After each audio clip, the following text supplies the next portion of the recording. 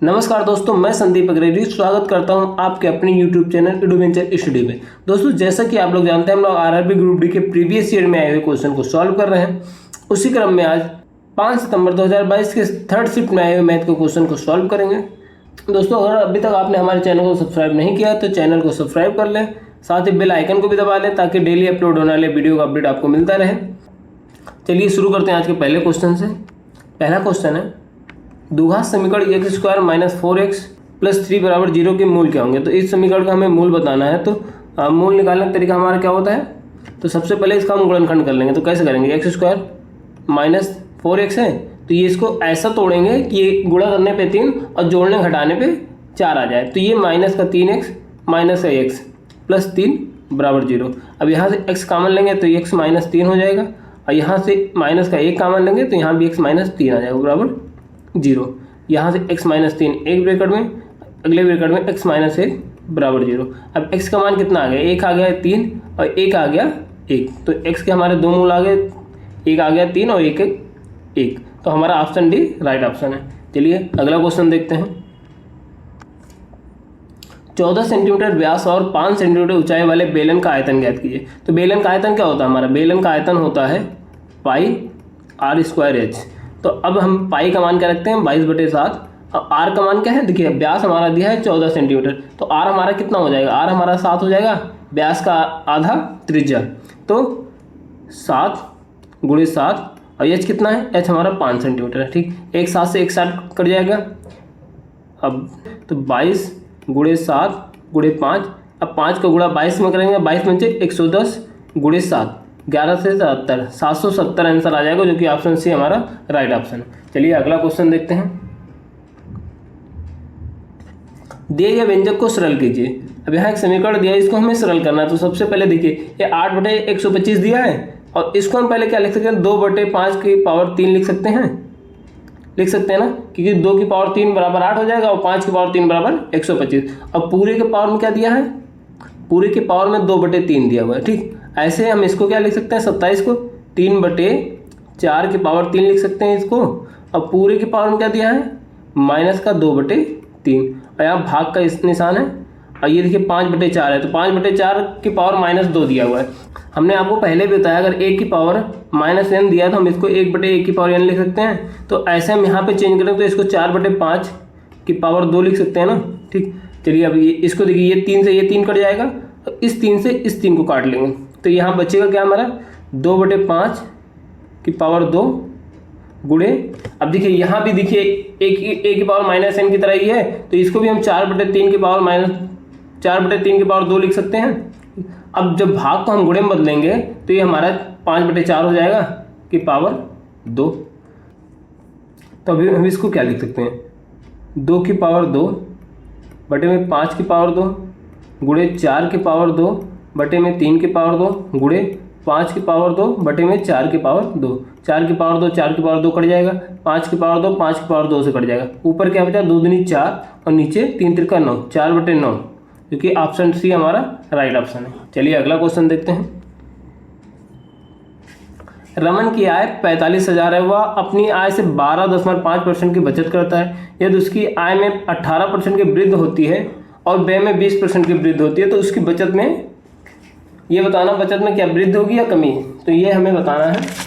तो ऐसे क्वेश्चनों में हम इस आय को ना लेके सीधा हम आय को इसको हम 100 मान लेते हैं। ठीक, आय को अगर हमने 100 मान लिया, तो आय 100 मान लिया, तो इसने 12.5% की अगर बचत कर रहा है, 12.5% की बचत कर रहा है, मतलब 12.5 रुपये का वो बचत कर रहा है, तो उसका खर्च कितना हो जाएगा, 87.5 का खर्चा हो गया। ठीक, अब अगली कंडीशन कह रहा है, यदि उसकी आय में 18% की वृद्धि होती है। अब आय में हम 18% की अगर वृद्धि करेंगे 18% की, तो 100/18 118 हो जाएगा। ठीक, अब आय हो गई 118, और व्यय में 20% की वृद्धि होती है, तो व्यय हमारा कितना था, व्यय पहले था 87, इसमें हमें 20% की वृद्धि करना है। तो 87.5 का 20% में लेंगे, कितना आ जाएगा, 20/100, ये 5 से काटेंगे, 5 के 5, 5 से 35, 25, 17.5 आ जाएगा, मतलब 17.5 रुपये उसका व्यय में वृद्धि हो जाएगा। तो कितना हो जाएगा, इसको जोड़ेंगे तो 5 मान 0, 7 7 14 15 5 हासिल है, यहाँ 0.8 1 9 10, 105 रुपया उसका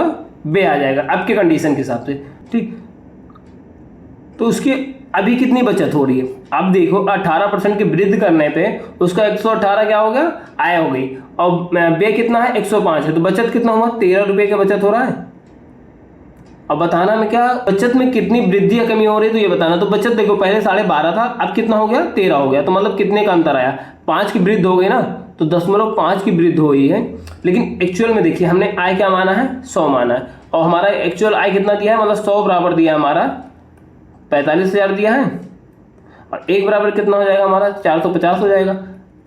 तो ऐसे हम 0.5 का मान निकालेंगे, 0.5 का मान निकालने के लिए 450 से गुणा, तो ये आ जाएगा हमारा बराबर 225। तो 225 रुपये की वृद्धि हो जाएगी उसके किसमें, मतलब उसकी बचत में, जो कि ऑप्शन से हमारा राइट ऑप्शन है। चलिए अगला क्वेश्चन देखते हैं।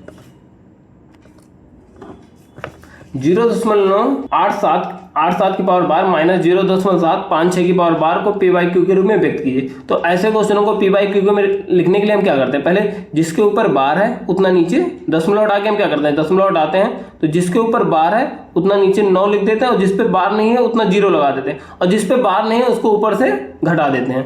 ठीक, अब माइनस सेम यहाँ भी करेंगे, जिसके ऊपर बार है उतना 9 लिखेंगे, और जिस पे नहीं है उसका 0 लगा देंगे, और जिस पे बार नहीं है उसको यहाँ ऊपर से घटा देंगे। ठीक, अब इसको सॉल्व करेंगे तो हमारा 987 में से 9 गया तो हमारा 978 आ जाएगा, माइनस 978 बटे 990 माइनस 756 में से 7 गया तो 749 बचेगा बटे 990। अब 990 दोनों में बराबर है नीचे, तो हम ऊपर घटा लेंगे, तो 978 में से 749 घटेगा तो हमारा कितना आ जाएगा, इसको घटाने पे 229 आ जाएगा।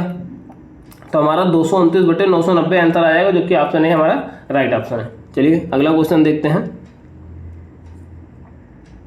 4 दुकानों 1, 2, 3 और 4 एक कुकर का अंकित मूल्य समान रखते हैं, अंकित मूल्य समान है। कुकर के अंकित मूल्य पर दुकान फर्स्ट 20% और 15% की, फर्स्ट जो है वो 20% और 15%, 20% और 15% की क्रमिक छूट देता है।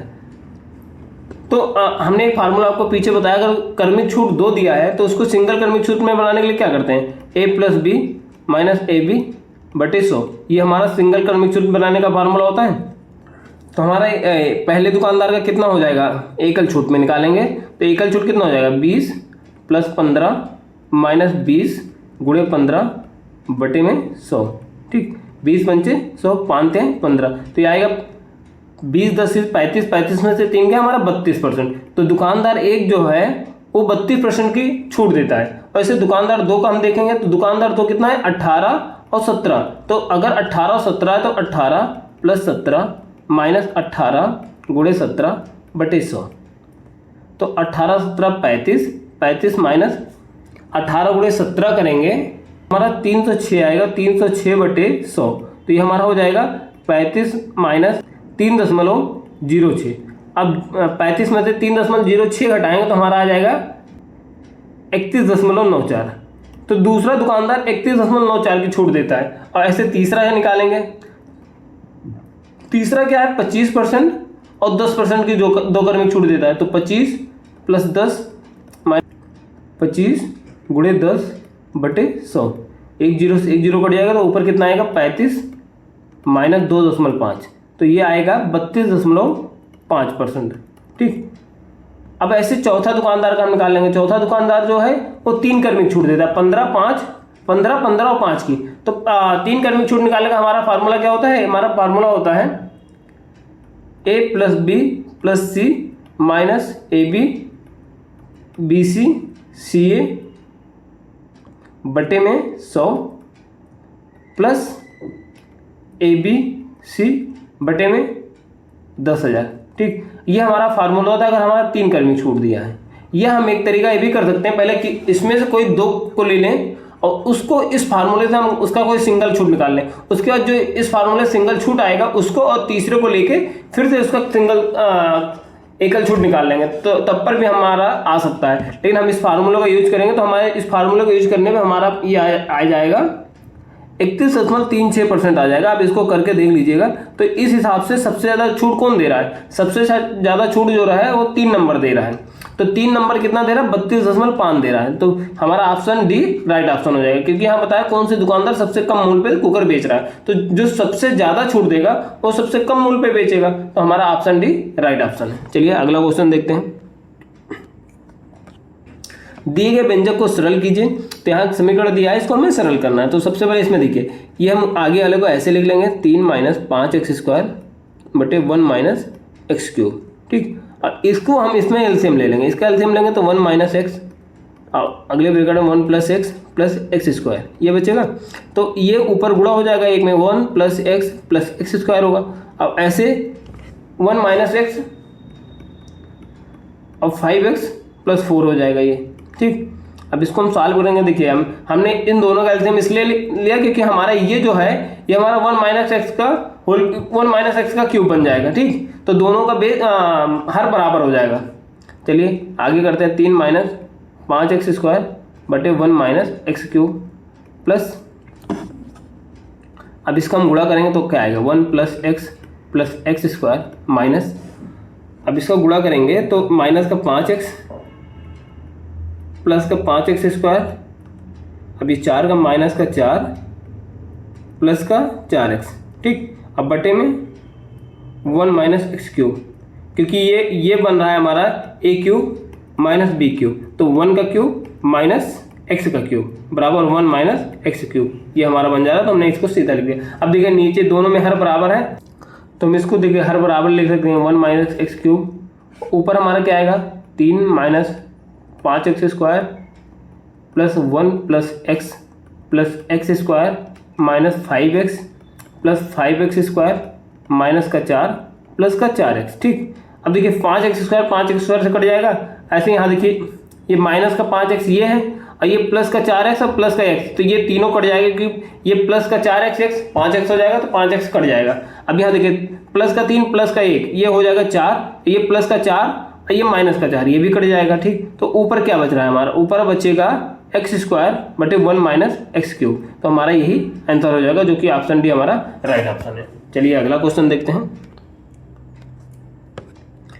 ब्याज की गणना 8 मासिक चक्रवृद्धि आधार पर करने पर एक निश्चित धनराशि 15% वार्षिक दर से 2 वर्ष में प्राप्त मिश्रण 98,494 होता है।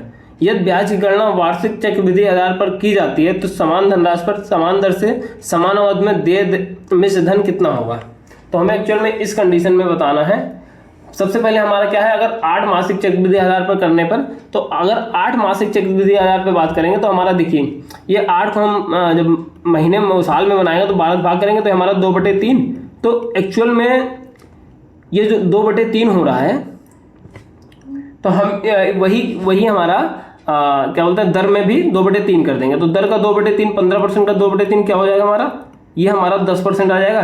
तो दर हमारा इस कंडीशन के लिए अगर 8 मासिक चक्रवृद्धि से ले जा रहा है तो हमारा 10% हो जाएगा। और समय जो है, समय देखिए यहाँ 2 वर्ष दिया है, लेकिन 8 मासिक में 2 साल में कितना होता है, 2 साल में 3 मासिक और 8 मासिक आएगा ना, क्योंकि 8 × 24 और 2 साल में 24 महीने। तो हमारा वर्ष जो हो जाएगा, समय जो हो जाएगा हमारा, वो 3 वर्ष हो जाएगा। मतलब कि हमारा जो ये आंसर मिश्र धन आया है वो 10% और 3 वर्ष के लिए आया है। तो अगर हमारा 98,494 का मिश्र धन है, तो हम इसको, हमारा फार्मूला क्या होता है, मिश्र धन बराबर मूलधन गुणे 1 + r/100⁴n। तो मूलधन मिश्र धन कितना है, 98,494 बराबर p हमें निकालना है, और दर कितना दिया, r हमारा 10% है बटे 100 और की पावर 3 है। ठीक, तो इसको हम सॉल्व करेंगे तो हमारा p गुणे ये 0 0 कटेगा, 11/10 के पावर 3 आ जाएगा। ठीक, तो हमारा p बराबर हो जाएगा 98,494 गुणे 10 गुणे 10 गुणे 10 बटे में 11 गुणे 11 गुणे 11। अब जब हम इसको 11 से काटेंगे तो 11 × 8 = 88, 11 × 9 = 99, 5 बचा, 11 × 5 = 55, 11 × 6 = 44। ठीक, अब फिर से हम 8 से 11 से काटेंगे तो 11 से कटेगा, 11 × 8 = 88 और 1 यहाँ बचा, तो 11 × 1 = 11, 11 × 4 = 44। फिर 11 से काटेंगे तो 11 × 7 = 77, 4, 11 × 4 = 44। ये हमारा बच जाएगा p बराबर 74 गुणे 10 गुणे 10 गुणे 10। मतलब हमारा मूलधन जो है 74,000 आ गया। अब मूलधन हमारा 74,000 आ गया। तो अब दूसरी कंडीशन क्या करा, अगर ब्याज की गणना वार्षिक चक्रवृद्धि आधार पर की जाती है, अगर वार्षिक मतलब होगा तो 15% लिया जाएगा और समय कितना लिया जाएगा, 2 वर्ष। तो इसका हम 74,000 का 2 साल के लिए 15% के हिसाब से निकाल देंगे। ठीक, तो 2 साल के लिए 15% के हिसाब से यही निकालना है। तो इसको हम यहाँ ट्री मेथड का फॉलो करेंगे क्योंकि कैलकुलेशन हमारा इजी आएगा। तो 15% को हम फ्रैक्शन में तोड़ेंगे तो हमारा 15% का फ्रैक्शन क्या होगा, 15/100। तो ये आएगा 3/20। ठीक, अब हम 74,000 का निकालेंगे 3/20। 74,000 का 3/20 हमारा कितना आ जाएगा, बराबर हो जाएगा 0 0 बटा 2 3 4 214 3700 बराबर हो जाएगा ये 11,100। ठीक, ये हमारा 3/20 आ गया। तो हमारा देखिए ट्री मेथड में क्या करते हैं, 3/20 इसका निकालते हैं, 3/20 इसका 2 साल का निकालना है ना। 11,100 आया है और ये भी 11,100 आएगा।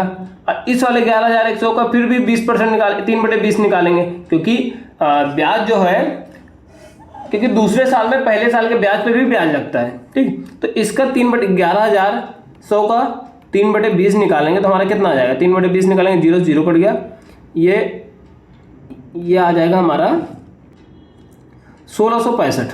ठीक, तो ये हमारा 1665 आ गया। तो हमारा टोटल ब्याज कितना आ गया, टोटल ब्याज हम जोड़ेंगे तो 11 दूना 22, 22,200 प्लस 1665। ठीक, तो हमारा आ जाएगा 65 6 2 8 3 23,865 रुपये हमारा ब्याज आ गया। 23,865 ब्याज आ गया। अब मूलधन कितना था, मूलधन 74,000 था। अब 74,000 में 23,865 हम जोड़ेंगे तो हमारा 865 4 3 7 7 2 9 97,865 रुपये आ जाएगा, जो कि ऑप्शन ए हमारा राइट ऑप्शन है। चलिए अगला क्वेश्चन देखते हैं। बराबर 1/1 माइनस के है तो के का मान ज्ञात करना हमें। तो सबसे पहले इस समीकरण को हम सॉल्व करेंगे। देखिए जो साइन और कास के अलावा जो भी है सबको हम पहले चेंज कर लेंगे। साइन और कास के अलावा जो भी है सबको चेंज करेंगे। तो कासेक को चेंज करेंगे तो हमारा क्या है, इसको 1/sin लिख सकते हैं माइनस साइन थीटा। ठीक, और दूसरे ब्रैकेट में 1/cos theta minus cos theta. और tan को क्या लिख सकते हैं, sin/cos। और कॉट को क्या लिख सकते हैं, cos/sin। ठीक, अब पूरे के बटे में क्या है, cos थीटा, और सेक को 1/cos और tan को sin/cos। ठीक, इसका स्क्वायर है पूरे का। और ये सेक का 1/cos और tan को sin/cos। अब इसको हम सॉल्व करेंगे तो देखिए क्या आएगा, ये ऊपर आ जाएगा 1 माइनस साइन स्क्वायर थीटा बटे में साइन थीटा। इधर आ जाएगा 1 माइनस कॉस स्क्वायर थीटा बटे में कॉस थीटा। और ये हो जाएगा sine square theta plus cos square theta बटे में sign theta into cos theta. ठीक, अब पूरे के बटे में क्या है, पूरे के बटे में कॉस थीटा। अब इसको सॉल्व करेंगे तो हमारा देखिए 1 माइनस साइन थीटा बटे कॉस थीटा का होल स्क्वायर। ठीक, और ये हो जाएगा 1 प्लस साइन थीटा बटे कॉस थीटा। चलिए अब इसको और सॉल्व करते हैं। देखिए 1 माइनस साइन स्क्वायर थीटा बराबर क्या होता है, कॉस स्क्वायर थीटा। वैसे 1 माइनस कॉस स्क्वायर थीटा बराबर क्या होता है, साइन स्क्वायर थीटा। ठीक, अब 1 sine square theta plus cos square theta बराबर क्या होता है, 1 होता है। तो हम इसका मान रखते हैं तो ये क्या लिख सकते हैं, इसको 1 माइनस साइन स्क्वायर को कॉस स्क्वायर थीटा बटे में साइन थीटा। ठीक, गुणे साइन स्क्वायर थीटा बटे में कॉस थीटा। अब इसका मान 1 हो जाएगा तो इसके 1 लिख देंगे, ये आ जाएगा नीचे sine theta into cos theta. अब पूरे बटे में क्या है, पूरे बटे में cos theta cosec minus sine theta एक ब्रैकेट में, sec theta minus cos theta एक ब्रैकेट में, tan theta plus cot theta एक ब्रैकेट में, बटे में cos theta sec theta minus tan theta का whole square, sec theta plus tan, और एक ब्रैकेट में 1 माइनस साइन का होल स्क्वायर, और एक ब्रैकेट में 1 प्लस साइन थीटा, और नीचे कॉस इंटू कॉस है, कॉस इंटू कॉस। एक कॉस से कॉस काट देंगे। यहाँ देखिए यहाँ 2 साइन है, इस दोनों साइन को काट देंगे, और देखिए 2 कॉस है, इस दोनों कॉस को काट देंगे। अब देखिए जो नीचे बचा है उसको हम ऊपर सबको ले लेते हैं। जो नीचे हमारा बचा है इसको ऊपर, देखिए नीचे क्या बचा है, ये कॉस सबसे ऊपर जाएगा तो कॉस बटे में 1 माइनस साइन स्क्वायर थीटा और 1 प्लस साइन थीटा। देखिए 1 माइनस साइन थीटा का होल स्क्वायर बटे 1 प्लस साइन थीटा है। तो इसमें से हम अगर एक 1 माइनस साइन थीटा ले लेंगे, एक 1 प्लस साइन थीटा ये ले लेंगे, तो हमारा 1 माइनस साइन स्क्वायर थीटा हो जाएगा और बचेगा क्या, 1 माइनस साइन थीटा बच जाएगा। ठीक, तो इसको हम ऐसे लिख सकते हैं, तो इसको हम यहाँ ऐसे लिख लेते हैं। और देखिए 1 माइनस साइन स्क्वायर थीटा को हम क्या लिख सकते हैं, कॉस स्क्वायर थीटा, और cos square theta minus 1 minus sine theta. ठीक, अब इसको हम ये मान रखते हैं, तो यहाँ लिखेंगे cos square theta into 1 minus sine theta. ठीक, अब देखिए एक कॉस से एक कॉस कट जाएगा, सॉरी यहाँ देखिए यहाँ एक कॉस और आएगा क्योंकि ये कॉस स्क्वायर थीटा है, ये कॉस स्क्वायर थीटा है, तो एक को यहाँ दो एक कॉस स्क्वायर थीटा ऊपर कॉमन जाएगा, तो ये कॉस स्क्वायर से कॉस स्क्वायर कट जाएगा, तो बचेगा क्या 1/1 माइनस साइन थीटा। और ये कि बराबर में क्या दिया है, बराबर में 1/1 माइनस कॉस 1 माइनस के। तो यहाँ से अगर हम सॉल्व करेंगे तो के का मान हमारा सीधा साइन थीटा आ जाएगा, क्योंकि ऐसे ही देख के आप देख सकते हैं कि के का मान साइन थीटा है, तो हमारा ऑप्शन सी राइट ऑप्शन हो जाएगा। चलिए अगला क्वेश्चन देखते हैं। द्विघात समीकरणों 2x² माइनस 5x माइनस 3 बराबर 0 है और x² प्लस x माइनस 12 बराबर 0 का उभयनिष्ठ मूल क्या होगा। तो उभयनिष्ठ मूल ज्ञात करने के लिए सबसे आसान तरीका यह है कि ऑप्शन में से कोई पकड़ के इसको संतुष्ट करा लीजिए। जो ऑप्शन इन दोनों समीकरणों को संतुष्ट कर देगा वही हमारा दोनों में कॉमन होगा। यह एक तरीका है, कोई एक को पकड़ लीजिए, कोई एक को सॉल्व कर लेते हैं। हम देखिए इसको सॉल्व कर लेते हैं, तो इसका गुणनखंड क्या करेंगे तो क्या आएगा, x² प्लस का 4x माइनस का 3x माइनस 12 बराबर 0। यहाँ x कॉमन लिए, x प्लस 4 माइनस 3 का मान है x प्लस 4 बराबर 0। अब यहाँ एक ब्रैकेट में x प्लस 4 और एक ब्रैकेट में x माइनस 3 बराबर 0। x बराबर क्या आ गया हमारा माइनस का 4 और x क्या आ गया x बराबर 3। तो मतलब अब इन दोनों में से कोई एक कॉमन होगा, इन दोनों में से कोई एक कॉमन होगा, या माइनस का 4 या माइनस का 3, मतलब ये दोनों ऑप्शन तो हमारे हो ही नहीं सकते। ठीक, अब ये इस x बराबर 3 को हम इस समीकरण में रख देते हैं। इस x बराबर 3 को रखेंगे तो हमारा क्या आ जाएगा, 2 गुणे 3 त्रिक 9 माइनस 5 15 माइनस 3 बराबर 0 आना चाहिए। तो 9 दूनी 18 और 15 माइनस 3 18, तो 18 माइनस 18 बराबर 0 हो जाएगा। मतलब जो x बराबर 3 है वो हमारा दोनों समीकरण को संतुष्ट कर रहा है, तो दोनों समीकरण उभयनिष्ठ मूल कौन सा हो जाएगा, x बराबर 3 हो जाएगा, जो कि ऑप्शन डी हमारा राइट ऑप्शन है। चलिए अगला क्वेश्चन देखते हैं। आप -4 को देख के रख के भी देख सकते हैं, -4 रखने पे वो बराबर में 0 नहीं आएगा। चलिए अगला क्वेश्चन देखते हैं। ABCD एक समलंब चतुर्भुज है जिसमें BC समांतर AD है और AC बराबर CD है। यदि कोण ABC बराबर 98 और कोण BAC बराबर 32 अंश है तो कोण ACD का माप ज्ञात कीजिए। तो एक पहले समलंब चतुर्भुज बना लेते हैं। समलंब चतुर्भुज हमने बना लिया एक,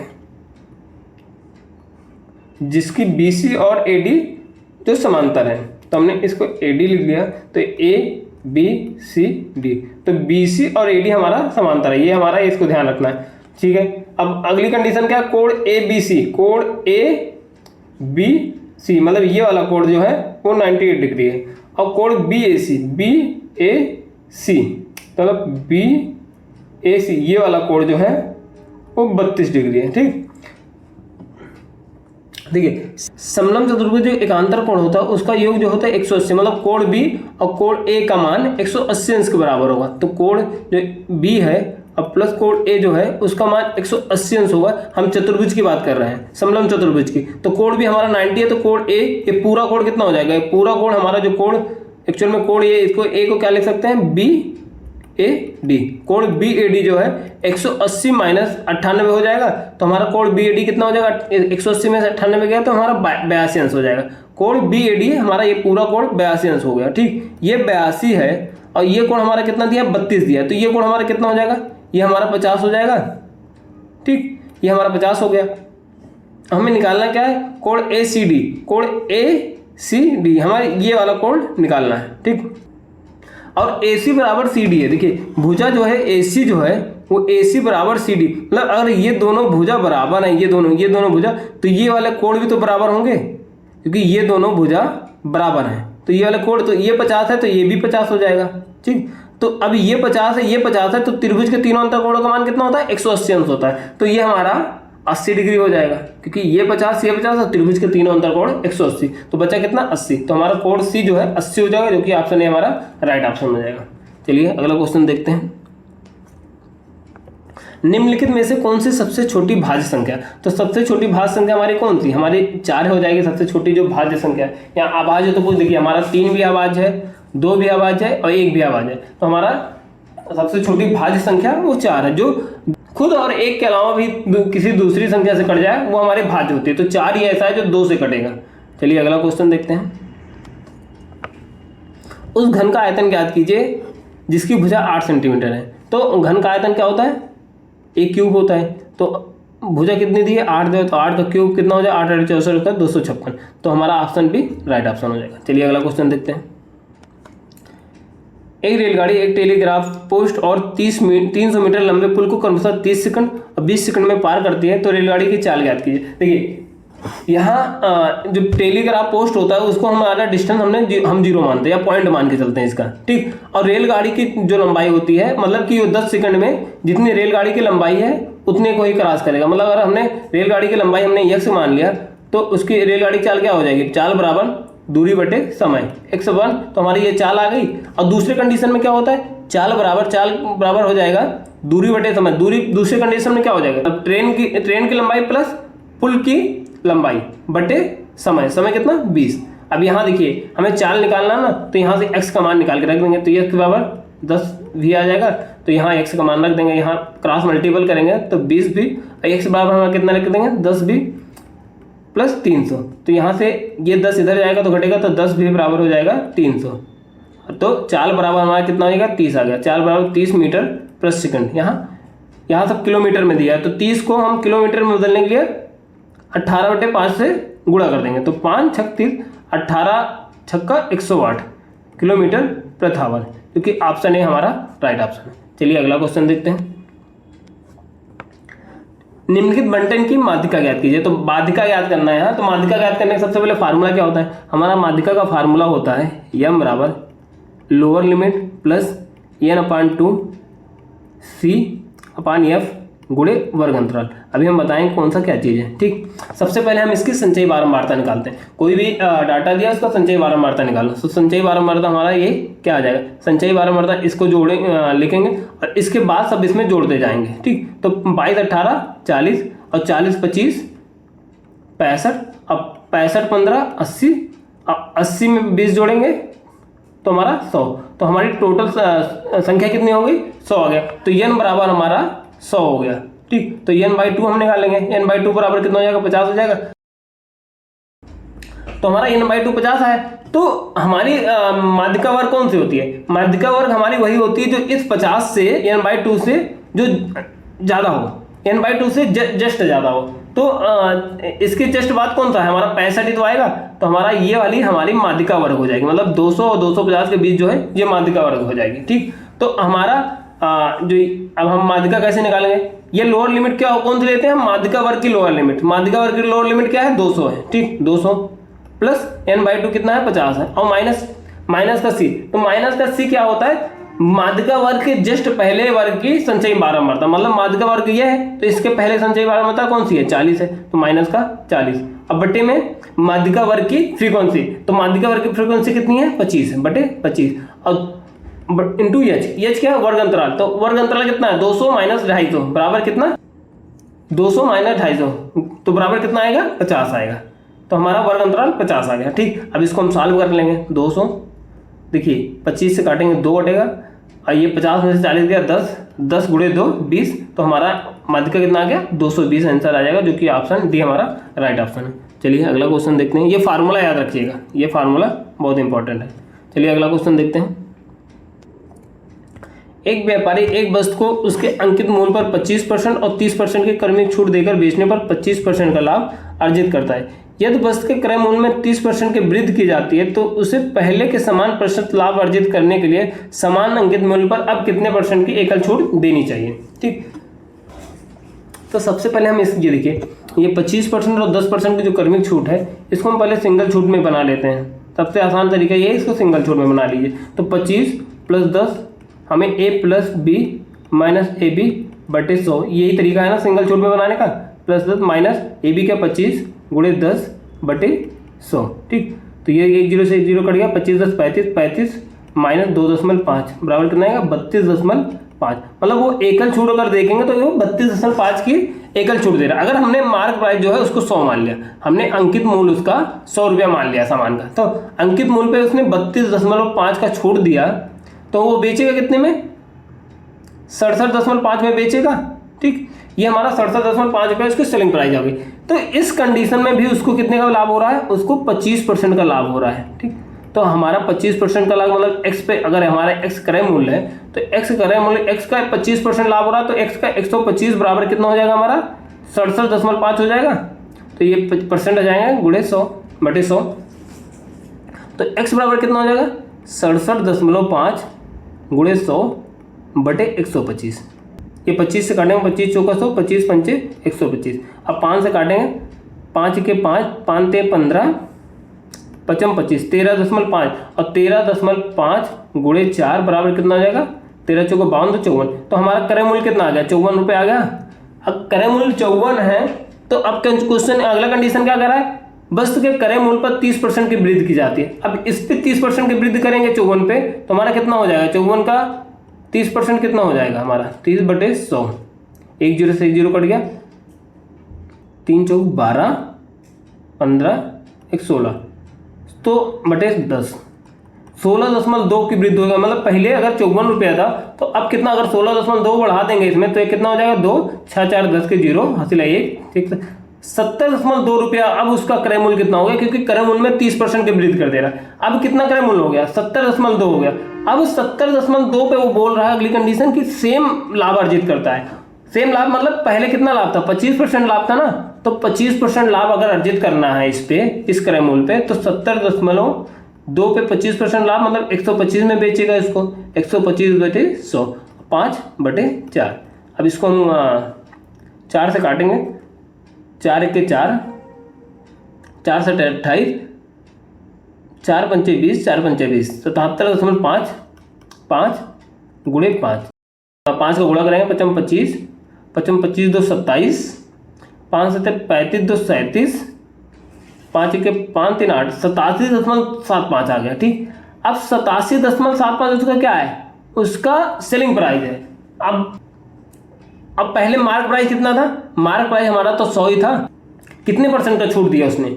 हमारा एकल छूट कितना दिया है? तो देखो 100 रुपया मार्क प्राइस था, उसने 87.75 में उसने बेचा, तो हमारा छूट कितने का हो गया? ये 12.25 का हो गया। 12.25 को अगर हम परसेंटेज में बनाएंगे 12.25 को, क्योंकि 100 पे ही लेना है, तो 100 गुणे 100 ये हमारा कट जाएगा, तो 12.25% आएगा, जो कि ऑप्शन ए हमारा, ऑप्शन सी हमारा राइट ऑप्शन हो जाएगा। चलिए इसको थोड़ा ध्यान से देख के करिएगा, इसमें 2-3 चीज़ एक साथ है और इसलिए थोड़ा कन्फ्यूजन हो सकता है, थोड़ा ध्यान से देख के करेंगे तो हो जाएगा। चलिए अगला क्वेश्चन देखते हैं। 2 पाइप ए और बी एक टंकी को क्रमशः 21 घंटे और 18 घंटे में भर सकते हैं। यह दोनों पाइप एक साथ खोले जाते हैं तो टंकी को भरने में कितना समय लगेगा? ठीक, तो ए जो है वो 21 घंटे में और बी जो है वो 18 घंटे में भर सकता है। तो सबसे पहले इसका एलसीएम ले लेंगे, तो इसका एलसीएम आ जाएगा हमारा 126। इसका एलसीएम 126 आ जाएगा। तो अब एलसीएम में से जो एलसीएम आया वही हमारी टोटल क्षमता हो गई किसकी? टंकी की। टंकी की टोटल क्षमता हो गई। तो टंकी को भरने में अगर 21 घंटे लग रहा है उसको, तो उसको 1 घंटे में कितना पानी भर देगा? तो 126/21 करेंगे तो हमारा कितना आ जाएगा? ये 6 आ जाएगा। ऐसे 126/18 करेंगे तो ये 7 है। मतलब जो टंकी जो पाइप ए है वो टंकी को 1 घंटा मतलब 1 घंटे में 6 यूनिट पानी भरता है, और पाइप जो बी है वो एक घंटे में 7 यूनिट पानी भरता है। मतलब अगर दोनों को एक साथ खोल दिया जाएगा ए प्लस बी, तो दोनों एक साथ मिलकर 6 + 7 13 यूनिट पानी भरेंगे। कितने में? 1 मिनट में, सॉरी 1 घंटे में। 1 घंटे में 13 यूनिट पानी भरेंगे। और पानी कितना भरना है? 126 भरना है। तो 126/13। अब इसको हम काटेंगे तो 13 नहीं, तो 9 से ही 9/13 आ जाएगा। तो इसमें कौन सा ऑप्शन सही है? तो इसमें तो कोई ऑप्शन नहीं देखिए, इसमें देखिए 9 सही। इसको अगर 3 से ऊपर नीचे गुणा कर देंगे तो 27/39 आ जाएगा, जो कि ऑप्शन डी हमारा राइट ऑप्शन है। चलिए अगला क्वेश्चन देखते हैं। यहाँ एक पाई चार्ट दिया है, तो इसमें देखिए यदि किसी महीने के दौरान भोजन और शिक्षा पर व्यय की गई राशि 15,000, तो भोजन कितना? 64 है। ठीक, और शिक्षा हमारा 58 है। ठीक, तो ये दोनों मिला के कितना है? 8 4 12 2 6 5 11 12, 122 अंश है। तो 122 अंश बराबर कितना दिया हमारा, 15,000 दिया है। तो हमें निकालना क्या है, उस महीने की मतलब 300, ये उस पूरे महीने में क्या, अगर 360 ही तो होगा, एक सर्किल का मान कितना होता है 360, तो हमें 122 बराबर इतना दिया, तो 360 में बराबर कितना हो जाएगा 15,000 गुणे 360 बटे 122 हो जाएगा। तो इसका मान हम निकालने के लिए क्या करेंगे, देखिए हम इसको हम 2 से इसको हम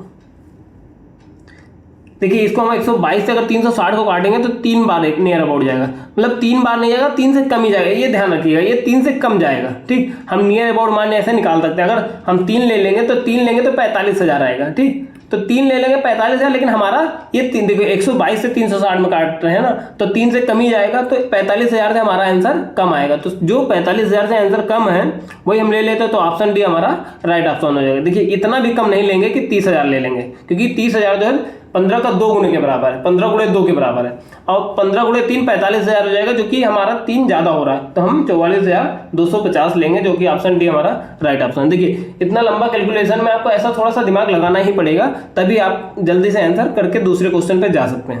चलिए अगला क्वेश्चन देखते हैं।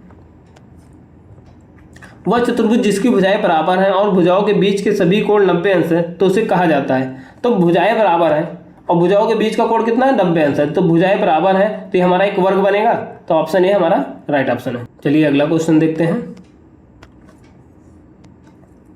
देखिए इस समीकरण का मान निकालना है, तो देखिए पहले इसको हम गुणा कर लेंगे, जो सी दिया है उसको अंदर में गुणा करेंगे, तो एक्स की पावर ए सी लिख सकते हैं इसको, और यहाँ भी एक्स की पावर बी सी लिख सकते हैं, ऐसे इसको एक्स की पावर बी ए बटे एक्स की पावर सी ए लिख सकते हैं, गुणे एक्स की पावर सी बी बटे एक्स की पावर ए बी। अब यहाँ देखिए बी सी से बी सी कट जाएगा, ए बी से ए बी कट जाएगा, और सी ए से सी ए कट जाएगा, तो बराबर कितना 1 गुणे 1 गुणे 1 आएगा, तो बराबर 1 आंसर हो जाएगा, जो कि ऑप्शन सी हमारा राइट ऑप्शन है। चलिए अगला क्वेश्चन देखते हैं। वह सबसे छोटी प्राकृतिक संख्या कौन सी जिसे 1225 में जोड़ने पर प्राप्त परिणामी संख्या 12, 18, 21 और 24 प्रत्येक में से विभाजित करने पर शेषफल 3 बचता है। ठीक, तो सबसे पहले ये जो संख्याएं दी हैं इनका एलसीएम ले लेते हैं, किसका 12, 18 और 21 और 28 का। देखिए या आप जैसे जनरल मेथड से आप एलसीएम निकालते हैं गुणनखंड करके, वैसे भी निकाल सकते हैं, या एक तरीका कि आप थोड़ा सा दिमाग लगाइए, जैसे इसको 12 को हम क्या लिख सकते हैं 3 गुणे 4 लिख सकते हैं, ऐसे 18 को 3 गुणे 6 लिख सकते हैं, ऐसे 21 को 3 गुणे 7 लिख सकते हैं, और 28 को 7 गुणे 4 लिख सकते हैं। तो इसमें कॉमन क्या है, 3 को हम ले लेते हैं, 3 सब में है, 1 2 3 तीनों में, और उसके बाद 4 ले लेते हैं यहाँ से, ये 4 हो गया। अब देखिए यहाँ से 1 3 इसमें एक्स्ट्रा है, क्योंकि 3 गुणे 3 है, तो यहाँ पे 1 3 इसको ले लेते हैं। अब देखिए 4 ले लिया तो 2 आ ही गया है। ठीक, अब यहाँ से 7 ले लेते हैं, तो 7 ही ले लिया, और 4 ले लिया है पहले ही, और 7 भी हो गया, तो ये हमारा एलसीएम हो जाएगा। तो हम इसका गुणा कर लेंगे, तो 3 चौक 12, 12 36, 36 सत्ते 252, तो हमारा एलसीएम आ गया 252। तो जो संख्या होगी, जो संख्या है 1225 जो है, हमें इस संख्या में 1225 में 252 से हम भाग करके देखेंगे, तो 252 से जब भाग करेंगे तो हम 5 बार काटते हैं, तो 5 दूनी 10, 5 25, 1 26, 5 दूनी 10, तो 12, तो 1260, तो 5 बार में देखिए 1225 में जोड़ना है ना, तो इसलिए हमने कम 4 बार नहीं लेकर गए, हमें ज़्यादा बार लेके जाना है। तो इसमें 1225 में क्या जोड़ देते हैं, 1225 में अगर 35 जोड़ देते हैं तो ये 252 से पूरा कट जाती। तो अब हमारा 1225 में अगर 35 जोड़ने पे हमारा 252 से पूरा कट जा रहा था, तो 1260 जो है हमारा वो पूरा कट जा रहा है, तो हमें क्या जोड़ना पड़ा 35। लेकिन एक चीज़ और ध्यान दीजिए, शेषफल 3 बचना चाहिए, अगर 35 जोड़ेंगे तो हमारा कोई शेषफल नहीं बच रहा है, तो 35 नहीं, 35 के यहाँ 38 जोड़ेंगे, जो कि ऑप्शन बी हमारा राइट ऑप्शन है। क्योंकि अगर 35 जोड़ रहे हैं तो 35 जोड़ने में हमारा पूरा कट जा रहा है ना 252 से, इसलिए हमें शेषफल 3 लाना है, तो 35 ना जोड़ के 38 जोड़ेंगे। अगला क्वेश्चन देखते हैं। पी अपनी आय का 36% खाद्य पदार्थों पे, अगर उसकी आय हमने 100 मान लिया, तो अगर 36% अपने खाद्य पे खर्च कर दिया, तो बचा कितना 64 बचा। ठीक, 64 बचा, और शेष राशि का 25%, शेष मतलब शेष क्या बचा है 64 बचा है ना, 64 का 25% वो चिकित्सा और परिवहन पर खर्च करता है।